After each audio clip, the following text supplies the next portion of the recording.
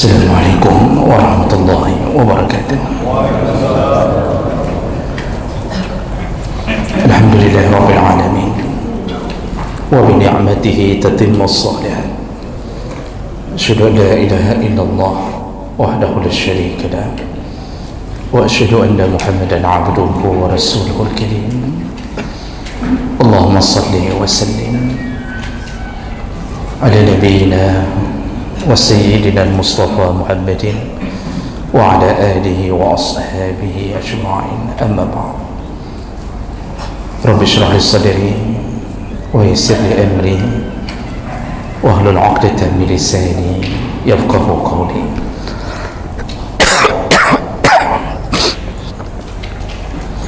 Segala puji bagi Allah, kemudian salawat dan salam kepada Rasulullah, pada keluarga dan seluruh sahabat-sahabatnya.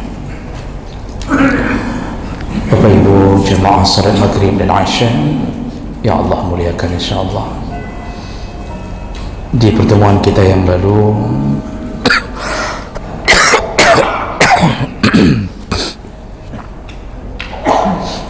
kita sudah membahas di antara adab berpakaian dan berhias, yaitu haram hukumnya memakai pakaian syuhrah.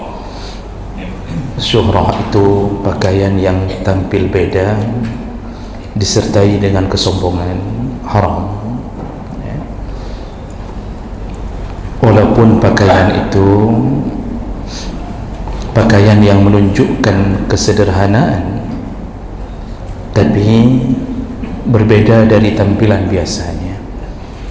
Makanya memakai pakaian compang-camping dengan niat ingin menunjukkan bahawa dia tawadhu', malah itu menjadi pakaian yang haram. Lalu kita juga sudah bahas dalam berhias dan berpakaian haram hukumnya bagi laki-laki memakai emas dan sutra. Haram memakai emas dan sutra, khusus bagi laki-laki, tidak haram bagi perempuan, kecuali karena uzur. Dibolehkan memakai sutra kalau terjadi penyakit gatal-gatal yang tidak bisa sembuh kecuali dengan sutra, dan itu diizinkan oleh Rasulullah kepada Abdurrahman bin Auf dan Zubair bin Awam. Diizinkan memakai sutra untuk menghilangkan gatal-gatal pada kulit mereka. Juga dibolehkan memakai emas di saat darurat, seperti contoh hadis dari salah satu sahabat yang terpotong hidungnya di waktu perang dan tidak ada jalan lain kecuali membuat hidung palsu dari emas. Dibolehkan di saat itu. Tapi kalau ada pilihan lain, maka pilihan lain lebih utama. Namun dalam kitab-kitab fikih memakai gigi emas dibolehkan, menyandarkan kepada hadis ini. Baik, kita lanjut. Tadi sekedar pengingat ulang apa yang telah kita bahas di minggu yang lalu. Berikutnya ada berikutnya di dalam berpakaian, yaitu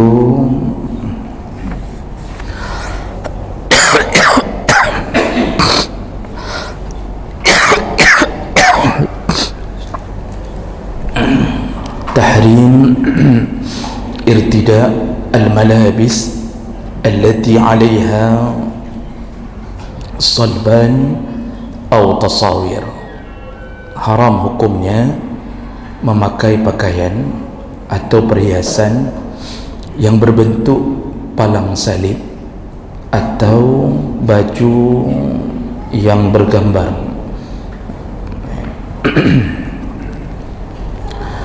Yang pertama, masalah memakai pakaian yang ada lambang-lambang agama lain.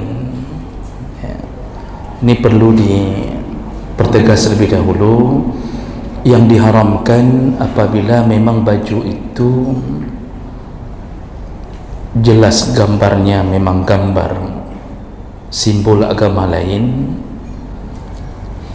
dan diikuti dengan sebuah keyakinan membesarkan agama atau menghormati agama lain, ya, apalagi sampai meyakini.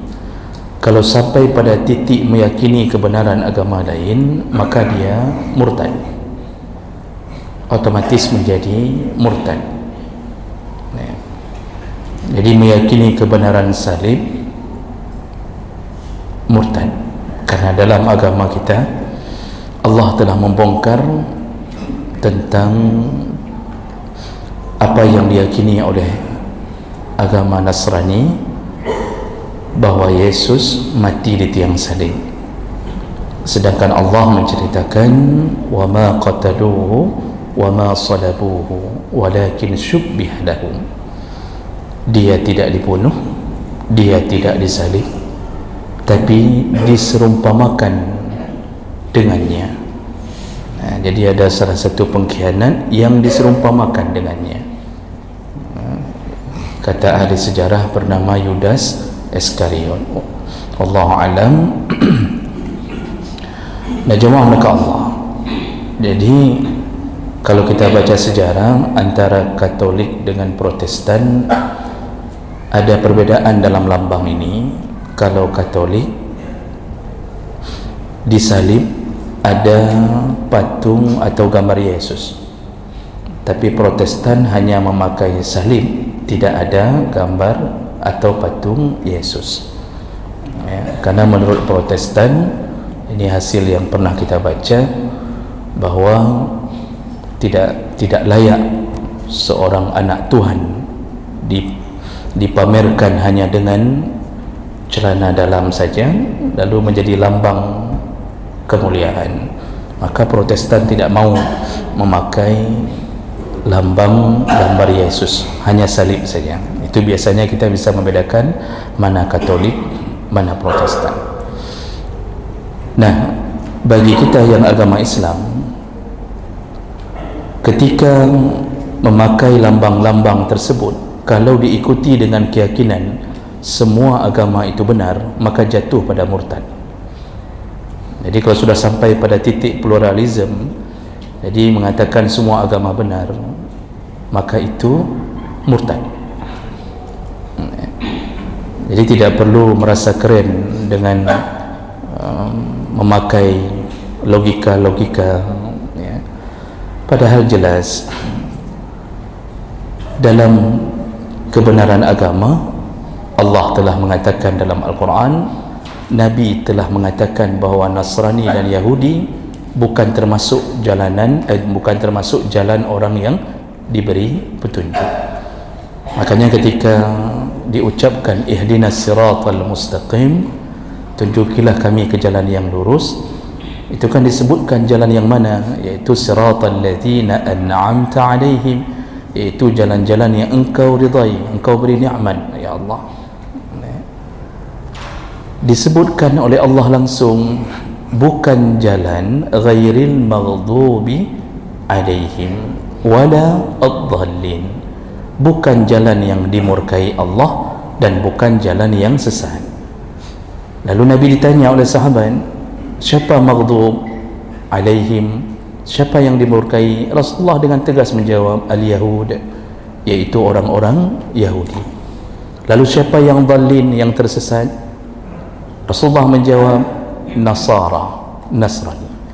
Jadi tafsir ini langsung Rasulullah dengan hadis yang sahih, langsung Rasulullah yang mengatakan itu bukan jalan yang benar, ya. Makanya tersesatlah dan tertipulah orang-orang yang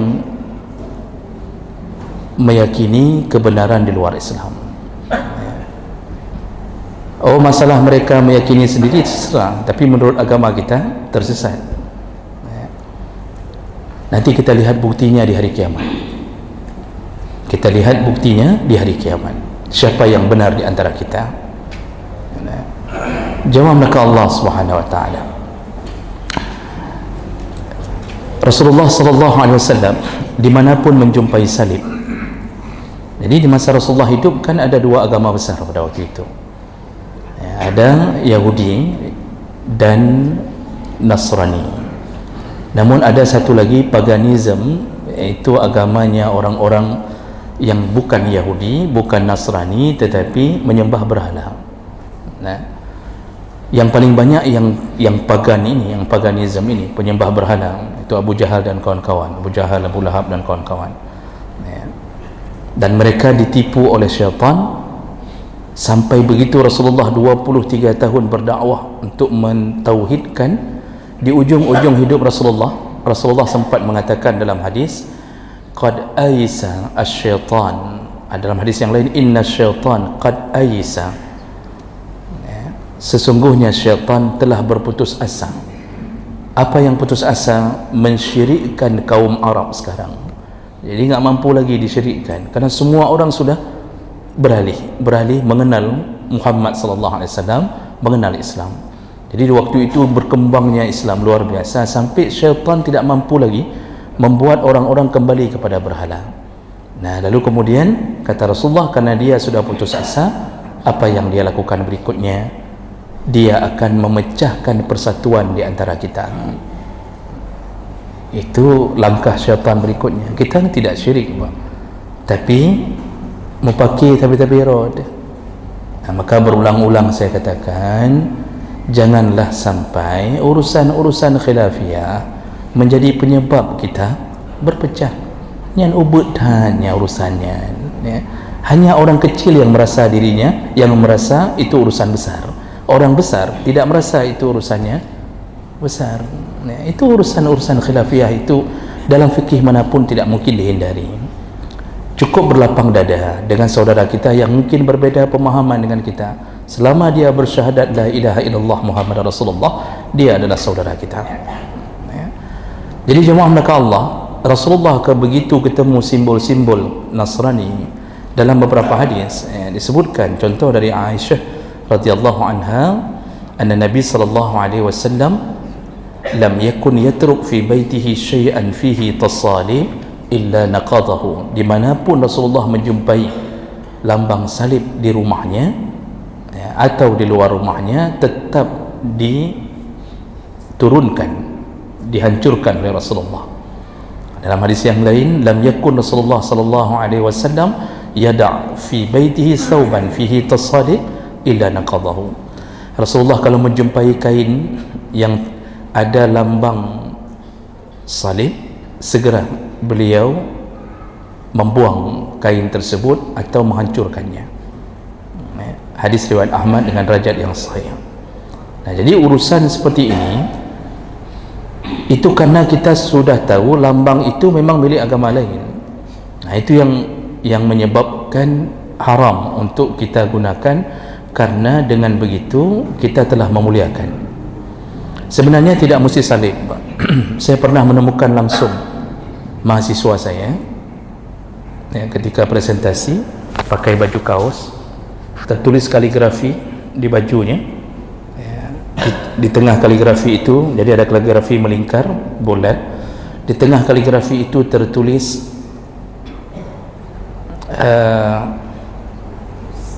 lupa siapa tertulis itu, abana, benar, abana, ya, tertulis abana, bapa kami. Jadi saya panggil, saya bilang, tahu ini kaligrafi apa? Dia tidak tahu, dia pikir kaligrafi Islam.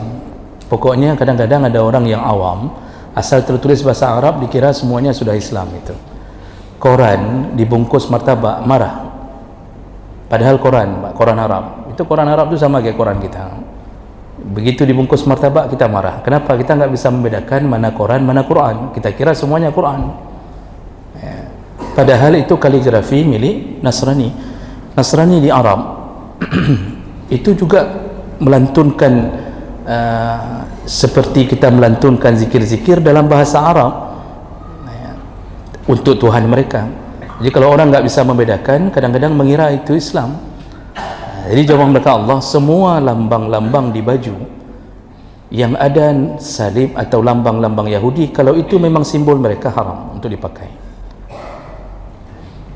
Bagaimana dengan kaos bola? Kadang-kadang kaos bola milik kelompok-kelompok tertentu, yang notabene-nya mereka beragama Nasrani rata-rata, ada kaos bola tertulis salib dalam lambang-lambangnya itu, ya, atau disebut dengan jersey, ya. Para ulama menjawab, kalau kita dapatkan jelas itu lambang salib, juga haram dipakai, haram dipakai. Walaupun kita terlalu mencintai klub bola tersebut, yang bajunya haram dipakai kalau ada salib di dalamnya. Nah, bagaimana kalau kita bawa dalam solat? Ada baju berlambang salib bawa dalam solat, sahkah solat? Solatnya sah selama tidak diyakini sebagai kemurtadan. Jadi orang ini enggak yakin cuma pakai gambar salib di bajunya, tapi dia tetap beriman kepada Allah, solatnya sah, namun dalam keadaan makruh, ya. Kalau dalam kitab Fiqh Islami wa Adillah itu disebutkan bahagian daripada yang makruh dalam solat adalah baju-baju, memakai baju solat bergambar atau punya lambang-lambang tertentu yang dia tidak meyakini lambang itu kebetulan ada di baju itu.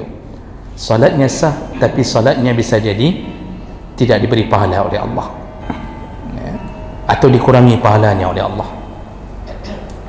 Nah, jawab mereka Allah. Tapi kalau baju-baju yang bergaris-garis, kebetulan pola-pola garisnya ada 1-2 garis yang mirip salib, itu tidak mengapa. Jadi kita jangan cari-cari di baju kita. Ini kadang-kadang ada orang yang mencari-cari semua lambang, dia lihat-lihat, dia cari-cari sampai kabel listrik yang sedang tilang lagi nyawa kajik ke Nasrani, ya. Itu getahnya wahana buat ni kan. Kita nggak ada kerja itu kalau begitu. Memang di baju itu polanya misal pola apa gitu.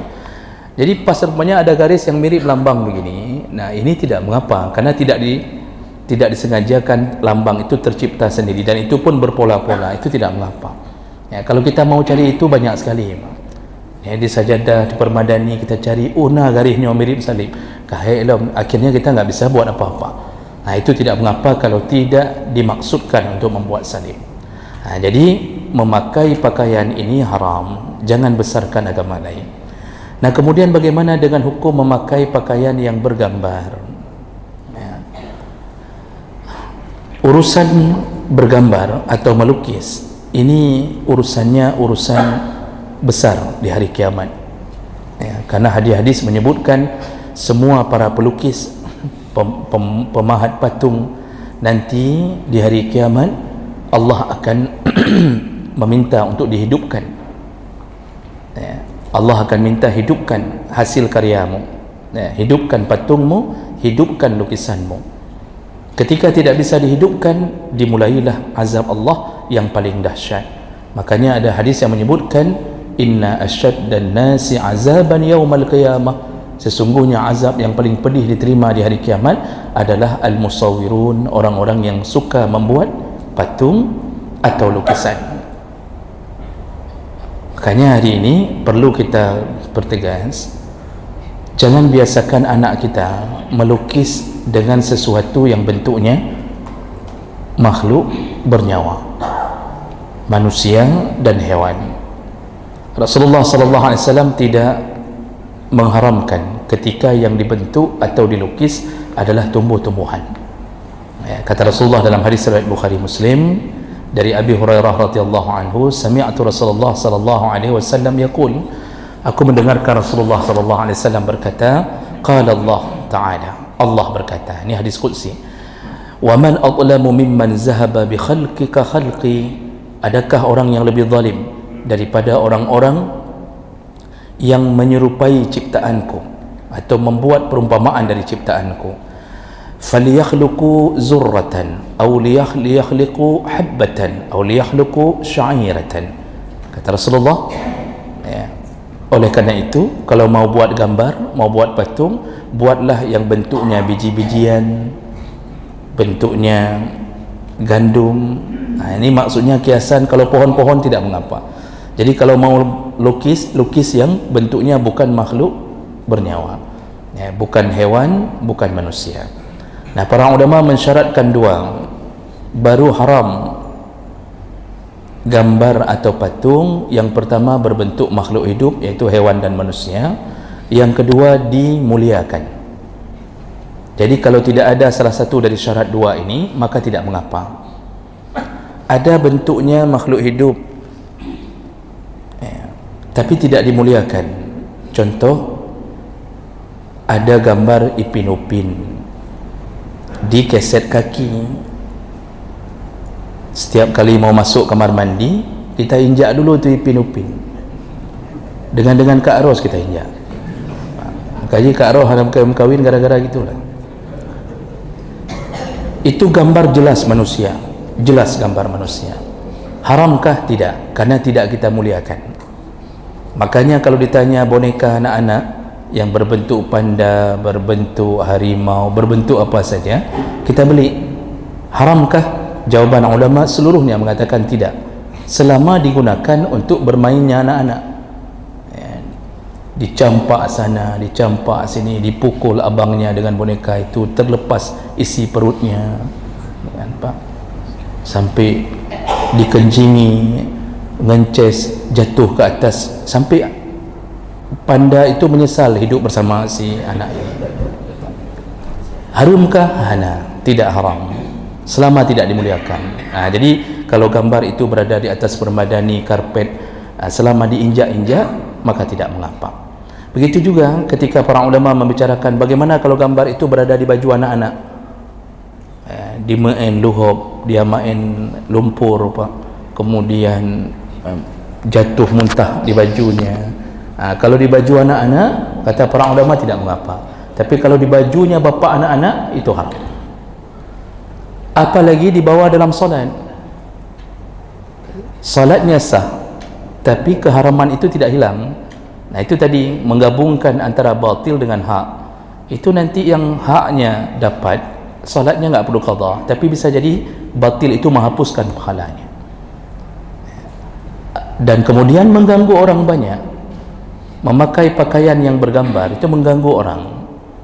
Arti mengganggu orang, orang akan lihat dari belakang dia solat, nggak bisa khusyuk apa. Jangankan gambar, tulisan saja orang nggak bisa khusyuk.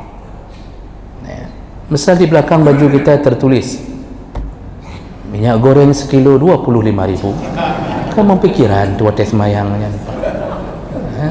Jadi hal-hal begini jangan pakai baju yang bergambar atau bertulis sesuatu yang menyebabkan orang tidak bisa khusyuk, baik logo, ada tulisan kantor atau apa saja. Nanti orang ada tulisan kantor, dia akan bertanya-tanya dalam hatinya ketika sedang salat, ini kantornya di mana tempatnya? Apalagi tulis kantor kami, Anda butuh uang, hubungi kami. Berikan hanya BPKB Anda saja. Nyan ngang baje dah tumbuk tiga. Jadi model-model begitu. Jadi jangan melakukan itu. Jadi pernah terjadi di masa Rasulullah sallallahu alaihi wasallam, pada suatu hari kata Aisyah radhiyallahu anha, annaha ishtarat namruqah fiha tasawir. Ini bukti bahawa Rasulullah dari dulu sudah melarang yang bentuknya gambar. Aisyah pernah membeli namruqah. Namruqah itu bantal punggung. Untuk duduk, orang Arab tu suka duduk nyender ke dinding, ada bantal punggungnya, itu namruqah. Fiha tasawir, ada gambar makhluk hidup. Dari dulu sudah ada itu, tenun menenun itu dengan gambar-gambar sudah ada. Faqama Nabi sallallahu alaihi wasallam bil bab falam yadkhul. Begitu Rasulullah mau datang, mau masuk ke rumah, dia berhenti di depan pintu dan beliau tidak masuk. Fakultu, Aisyah heran melihat Nabi tidak mau masuk. Fakultu atubu ila Allah mimma aznabtu. Aku taubat dari apa yang telah kulakukan. Maksud Aisyah, dia belum tahu dosanya apa ni, tapi dia lihat gaya Rasulullah nampaknya marah. Jadi kalau isteri dulu lihat suami nampak wajah sudah agak-agak marah, itu langsung takut melawan suaminya. Bisa jadi isteri hari ini begitu lihat wajah suaminya mengkerom, dia akan mengatakan pun kerom dan dulu rasa takut dalam hati, takut melawan suaminya. Tapi tidak semua isteri yang di belakang-belakang kita ini, alhamdulillah insyaallah asal surga. Qala ma hadhihi namruqah. Lalu Aisyah ditanya oleh Rasulullah, ini apaan ini di namruqah ini? Qalat, litajlis 'alaiha wa tawassadaha, ya Rasulullah, ini aku beli agar engkau bisa duduk dengan nyaman dan jadikan bantal ketika engkau duduk. Qal, Rasulullah berkata, inna ashaba hazihi suwar yu'azzabuna yawmal qiyamah. Ketahuilah Aisyah, pemilik gambar ini, artinya siapapun yang membelinya, memilikinya, maka diazab di hari kiamat. Yuqalu lahum ahyu ma khalaqtum. Nanti Allah akan mengatakan kepada semua yang memiliki gambar, yang melukis, membuat patung, hidupkan apa yang telah engkau ciptakan. Wa innal malaikah la tadkhulu fihi baitan fihi surah, dan malaikat tidak akan masuk ke dalam rumah yang ada di dalamnya patung atau lukisan. Jadi begitu juga pada baju juga begitu. Jadi kita ini tidak didekati oleh malaikat ketika melihat ada baju-baju yang memakai gambar-gambar makhluk hidup. Baik, dalam hadis yang lain juga ditemukan bahawa Rasulullah juga pernah marah ketika Aisyah memasang gorden. Waqad satartu biquramin li ala sahwatin li fiha tamathil. Pernah aku sedang memasang gorden yang ada gambar di gorden itu. Sekarang kan banyak pak gorden-gorden yang kita beli itu pulang coba cek kembali. Ini dari dulu sudah kejadian di masa Aisyah. Ini hadis-hadis kuat semua. Jadi ketika Aisyah memasang gorden, ada gambar makhluk hidup di situ. Falamma ra'ahu Rasulullah sallallahu alaihi wasallam hatakahu. Begitu dilihat oleh Rasulullah sallallahu alaihi wasallam, langsung diturunkan oleh Rasulullah, lalu dirobek. Wa qala asyaddun nas azaban yaumal qiyamah alladzina yudahuna bi khalqillah. Azab paling dahsyat yang diterima di hari kiamat orang-orang yang membuat perumpamaan makhluk-makhluk Allah. Qalat faja'alnahu wisadah atau wisadatain. Lalu aku mengambil itu, memotong-motong kecil dan kujadikan sebagai bantalan. Jadi kain-kain perca, kain ubud-ubud, koh-koh oleh Aisyah, dijadikan bantal, satu bantal atau dua bantal. Begitu kata Aisyah radhiyallahu anha, hadis riwayat Bukhari dan Muslim, Ahmad dan Nasai. Nah, jadi jemaah melakukan Allah, dalam berpakaian jangan memakai simbol-simbol agama lain, juga jangan memakai pakaian-pakaian bergambar, kecuali Pak Ibu, gambar itu tidak ada tamsilan, nggak ada contoh barang, gambar-gambar kartun seperti contohnya Doraemon. Doraemon itu mirip siapa? Pernah kita temukan di kampung yang mirip Doraemon? Itu hanya gambar ilusi, gambar macam-macam. Jadi gambar-gambar kartun anak-anak, dia memang agak mirip-mirip manusia, tapi nggak ada tamsilannya, tidak ada tamsilannya. Jadi misal contohnya gambar Spiderman, misal Spiderman dengan kaosnya, pasti pakai kaos, mana mau digambar kalau nggak ada kaos itu kan tidak ada tamsilan. Itu kan cuma ilusi saja. Itu manusia laba-laba itu cuma ilusi. Maka hal-hal begitu termaafkan, tidak mengapa, boleh. Jadi mulai besok bapak boleh pakai baju Spiderman. Baik, menyomong pakai. Sudah, saya berhenti dulu karena waktu kita singkat pada itu. Kita lihat dulu. Mungkin ada sisa waktu sekitar 9 menit lagi. Ya, boleh pada jam 1. Ya, oke. Assalamualaikum warahmatullahi wabarakatuh. Waalaikumsalam. Kita kaji ke belakang masalah pemasaran kebiasaan di tempat kita. Kalau cucu pertama, terutama anak laki, Ustaz sampaikan kepada guru, kita biasa menghadiahkan cincin untuk itu bagaimana hukumnya bayi. Kemudian yang kedua, lukisan atau kaligrafi orang salah. Itu banyak kali di rumah kita. Begitu kita pulang kita lihat orang salah. Itu bagaimana hukumnya? Terima kasih. Assalamualaikum warahmatullahi wabarakatuh. Waalaikumsalam warahmatullahi wabarakatuh. Silakan, siapa duluan? Pak Jamil duluan, boleh? Oh iya, silakan. Terima kasih. Assalamualaikum warahmatullahi wabarakatuh. Waalaikumsalam. Saya melanjutkan pertanyaan sebelumnya. Lukisan foto keluarga rumah, mohon penjelasannya. Baik, silakan.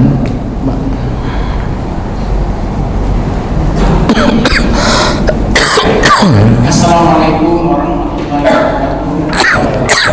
Yang mulia Allah. Ino dulu tanyong, Ino dah kembali kepada makruh dalam sholat. Jadi makruh dalam sholat tinggal kepada Ino sehingga ada pahala sholat. Yang punya pertama dengan bukan ada pahala sholat, ibu yang ada pahala jamaah bersalakan dalam sholat tanya. Dan yang berikutnya dalam sholatnya kena makruh juga. Cuma dalam sembahyang hana pakai peci pun aku makruh dalam sholat. Jadi mengenang pada Ustaz, terima kasih. Assalamualaikum warahmatullahi wabarakatuh. Waalaikumsalam warahmatullahi wabarakatuh. Saya rasa 3 sudah cukup. Pertanyaan pertama tadi tentang bagaimana emas yang dipakai oleh bayi laki-laki atau anak-anak yang belum baligh laki-laki. Karena tadi hadis-hadis menyebutkan haram emas dan sutra kepada laki-laki. Sekarang kalau bagi anak-anak bagaimana? Jumhur ulama termasuk mazhab Syafi'i membolehkan anak-anak yang belum baligh untuk dipakaikan emas kepadanya. Contoh seperti bayi tadi, ya, mungkin neneknya ingin memakaikan emas cincin, ya. Ini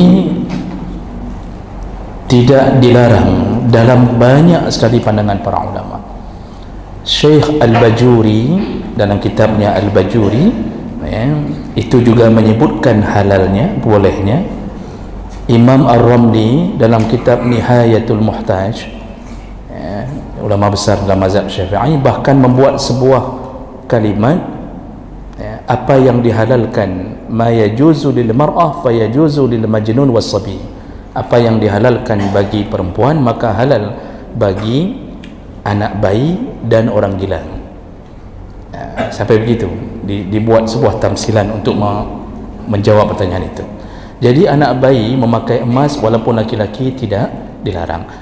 Anak-anak umur balita 7 tahun, pokoknya sebelum balik Pak, tidak dilarang. Cuma hati-hati pencuri begitu lihat anak-anak Pak pakai emas, itu sasaran pencuri. Maka kadang-kadang anak kita temukan dalam sumur. Kenapa? Gara-gara kita pakaikan emas. Akibatnya membawa malapetaka padanya. Maka sebaiknya hindari. Tapi segi hukum dibolehkan. Kemudian pertanyaan kedua, enggak, tadi sambungan. Kaligrafi bentuk orang solat. Sebenarnya apapun medianya, kalau sudah membentuk makhluk hidup, walaupun diawali dengan kaligrafi, tulisan Al-Fatihah, asyhadu an la ilaha, kalau ujungnya membentuk makhluk hidup, baik manusia ataupun burung, itu dianggap makhluk hidup. Jadi kita tidak bisa berdalih tapi nyan kaligrafi hanya karena ujungnya yang dilihat adalah ternyata lukisannya berbentuk makhluk hidup. Maka jangan biasakan untuk melukis walaupun kaligrafi tapi ujungnya membentuk makhluk hidup, karena kuat sekali larangan ini dan tidak ada ulama yang membantah tentang urusan larangan-larangan seperti ini. Jadi yang sudah ada, turunkan kaligrafi itu, atau tidak mau turunkan boleh dibalik ya Pak. Jadi gambarnya ke belakang dinding, punggungnya keluar. Nanti kalau ditanya sama tamu, kenapa menanyan model terbaru je dong. Lagi yang artinya jangan pasang. Jangan pasang seperti itu. Nah, lagipun kalau kita baca lebih luas tentang kaligrafi, menulis saja sampai membingungkan orang baca, itu pun makruh. Jadi orang tak tahu lagi mana ujung, mana tidak tahu yang mana ini dimulai bacaannya, itu pun bisa jadi makruh. Jadi tidak bermanfaat, hanya melihat dari sisi keindahannya saja. Baik, jadi sebaiknya jangan dilakukan. Kemudian pertanyaan kedua, bagaimana hukumnya foto keluarga? Masalah foto disebut dalam kitab dengan bahasa surah Asy-Syamsiyah, foto yang diambil dengan kamera, ya, dengan kamera. Jumhur ulama menyebutkan kalau foto itu bukan dilukis tapi diambil mayanya, ya, diambil bayangannya lalu dicuci, tidak terjadi proses melukis, maka foto itu dibolehkan, tidak mengapa. Jadi foto keluarga boleh, foto-foto pas foto boleh, tidak mengapa, apalagi dalam urusan-urusan emergency, gawat darurat. Karena sekarang untuk beli minyak goreng pun harus ada foto, Pak.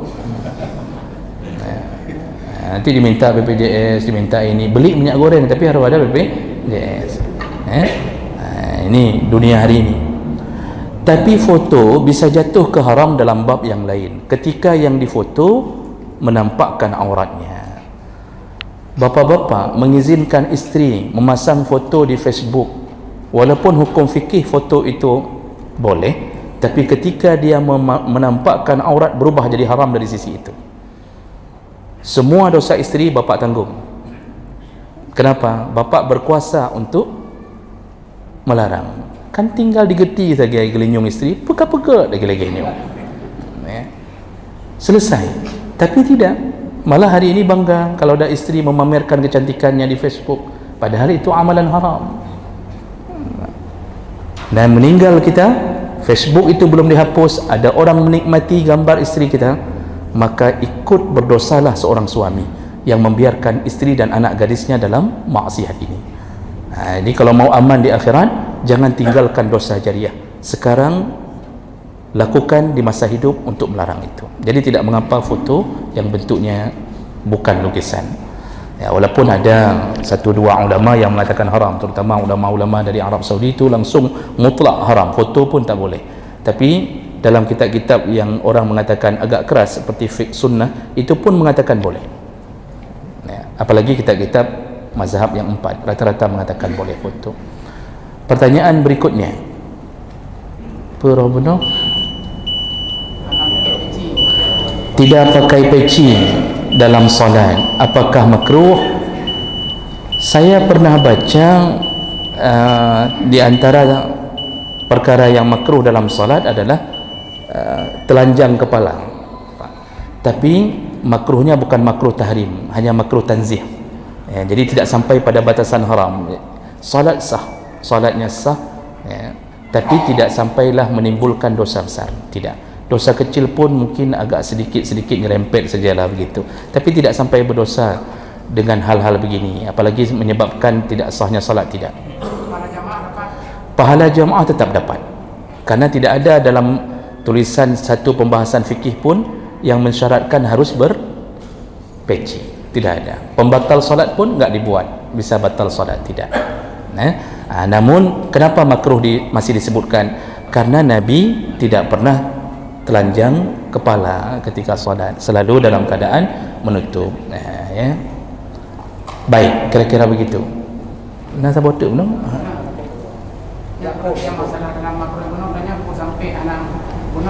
Oh ya, hilang pahala, ya. Apakah hilang pahala salat atau hilang pahala jamaah? Bisa hilang dua-duanya apabila kita membawa sesuatu yang haram ke dalam salat. Ini contohnya begini, kain sarung curi, kita curi lalu kita pakai ke dalam solat, sahkah solatnya? Sah solatnya, tidak berpengaruh pada itu. Namun karena dia mencampurkan yang haram dengan yang halal di dalam itu, maka yang Allah hilangkan adalah pahala dari solat. Kalau berjamaah bisa hilang pahala jamaah, pahala jamaah hilang, pahala solat bisa hilang. Itu kuasa Allah, wallahu alam sebesar berapa hilangnya, apakah dikecilkan, dihilangkan semua, itu hak Allah. Yang penting Allah kalau tidak suka dengan amalan mencampur adukkan antara yang baik dengan yang buruk. Baik, kira-kira begitu. InsyaAllah kita sambung di pertemuan yang akan datang. Subhanakallahumma bihamdik, asyhadu an la ilaha illa anta, astaghfiruka wa atubu ilaik. Wassalamualaikum warahmatullahi wabarakatuh.